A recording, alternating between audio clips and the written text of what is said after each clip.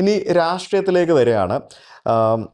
ഒരു പദവിയിലേക്കൊക്കെ വരുമ്പോഴത്തേക്കിനും ഇത് നേരെ തിരിച്ച് ചെയ്യേണ്ട ഒരു അവസ്ഥ വരുമോ, അല്ലെങ്കിൽ വരില്ലേ? പോലീസ് എന്ന് പറയുന്ന സംവിധാനം ഒരു രാഷ്ട്രീയക്കാരുടെ കയ്യിൽ ഏറ്റവും വലിയ ആയുധം ആയിട്ട് ഉപയോഗിക്കാം. ആയുധം എന്ന് പറഞ്ഞാൽ ടൂൾ ആയിട്ട് ഉപയോഗിക്കാം.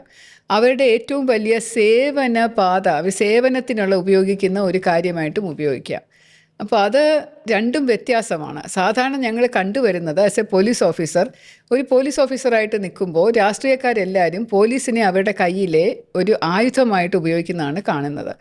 അവരുടെ രാഷ്ട്രീയ താല്പര്യങ്ങൾ കൊണ്ടു നടക്കാനായിട്ട് കേസുകളിൽ പെടുത്തുക, കേസുകളിൽ പ്രതികളെ രക്ഷിക്കുക, ചില സ്ഥലത്ത് ലാത്തിച്ചാർജ് നടത്തിക്കുക, ചില പ്രശ്നങ്ങൾ ഉണ്ടാക്കുക മനഃപൂർവ്വം, ചില കേസുകൾ ക്രിയേറ്റ് ചെയ്യുക, അങ്ങനെ ഒരു പൊളിറ്റിക്കലി ഒരു മൈലേജ് കിട്ടാൻ വേണ്ടി പോലീസിനെ ഉപയോഗിച്ച് ചെയ്യുന്നു.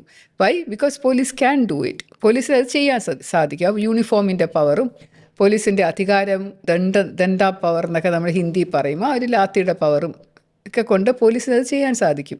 അതുകൊണ്ട് എല്ലാ രാഷ്ട്രീയക്കാരും അധികാരത്തിൽ വന്നു കഴിഞ്ഞാൽ പോലീസിനെ അവരുടെ ആയുധമായിട്ടാണ് കണക്കാക്കുന്നത്. നേരെ മറിച്ച് പോലീസിനെ കൊണ്ട് ഏറ്റവും കൂടുതൽ നല്ല നന്മ സമൂഹത്തിന് വേണ്ടി ചെയ്യിക്കാനും സാധ്യമാണ്. അങ്ങനെ ചെയ്ത എക്സ്പീരിയൻസസും എനിക്കുണ്ട്.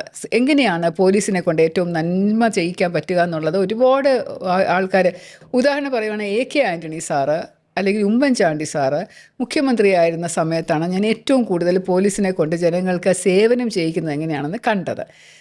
ഇവരാണെങ്കിൽ ഒരുപാട് പ്രോത്സാഹനം തന്നിട്ടുള്ളത്, ജനസേവനം എന്ന് പറയുന്നത് പോലീസ് സ്റ്റേഷനിൽ മാത്രം നിൽക്കാനുള്ളതല്ല.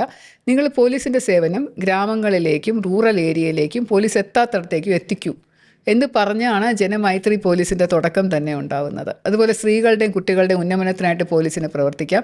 മോഡേണൈസേഷനിൽ നിന്ന് കേന്ദ്രത്തിൽ നിന്ന് കിട്ടുന്ന ഫണ്ടുകൾ എങ്ങനെയാണ് നിങ്ങൾക്ക് പോലീസിന് വാഹനം വാങ്ങിച്ച് പോലീസ് സൗകര്യങ്ങൾ മെച്ചപ്പെടുത്തുന്നതിനേക്കാളും പോലീസ് സ്റ്റേഷനിലേക്ക് വരുന്ന ആളുകൾക്ക് വേണ്ടിയിട്ട് ഒരു വെയിറ്റിംഗ് റൂം, അവർക്കിരിക്കാൻ കസേര, ഒരു അമ്മമാർ വരുവാണെങ്കിൽ അവർക്കൊരു ഫീഡിംഗ് റൂം, വനിതാ പോലീസുകാരിക്ക് ഒരു പ്രത്യേക ചേഞ്ചിങ് റൂം, ഇതുപോലെയുള്ള ജനനന്മ ചെയ്യുന്ന പൊളിറ്റീഷ്യൻസും ഉണ്ട്. പോലീസ് രണ്ട് വിധത്തിലും യൂസ് ചെയ്യാൻ പറ്റും. ടൂളായിട്ട് യൂസ് ചെയ്യാം, ജനനന്മയുള്ള ഒരാളായിട്ടും യൂസ് ചെയ്യാം. അപ്പോൾ അങ്ങനെ ജനനന്മയ്ക്ക് വേണ്ടി പോലീസിനെ യൂസ് ചെയ്യുന്ന ഒരു രാഷ്ട്രീയക്കാരിയായിട്ട് ഇരിക്കാനാണ് ഞാൻ ആഗ്രഹിക്കുന്നത്. Okay, that's really interesting.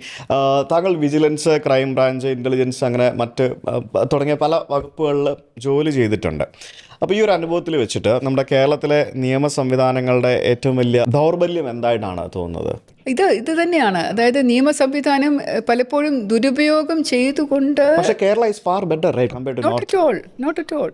Keralam അതുപോലെ തന്നെ പഴയ സംസ്ഥാനങ്ങൾ പോലെ മറ്റ് സംസ്ഥാനങ്ങളിൽ ഉണ്ടാവുന്നത് പോലെ തന്നെ ഉണ്ട്. അഴിമതിയുടെ കാര്യത്തിൽ മാത്രമാണ് കുറച്ചെങ്കിലും ഒരു കുറവ് നമുക്ക് പറയാൻ സാധിക്കുന്നത്.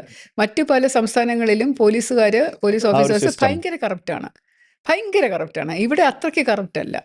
കറപ്ഷൻ ഉണ്ട്, പക്ഷേ ദേ ഹൈഡ് ഇറ്റ് വെൽ. കാരണം ഇത് നമ്മളെപ്പോഴും ഒബ്സർവ് ചെയ്തുകൊണ്ടിരിക്കുന്ന ഒരു ജനസമൂഹം, മീഡിയ ഒക്കെ ഉള്ളത് കൊണ്ട് കറപ്റ്റായിട്ടുള്ള പോലീസുകാർ വളരെ കെയർഫുള്ളായിട്ടൊക്കെ ചെയ്യുള്ളൂ. പക്ഷേ വെളിയിൽ വളരെ കെയർലെസ് ആയിട്ട് കറപ്ഷൻ നടത്തും.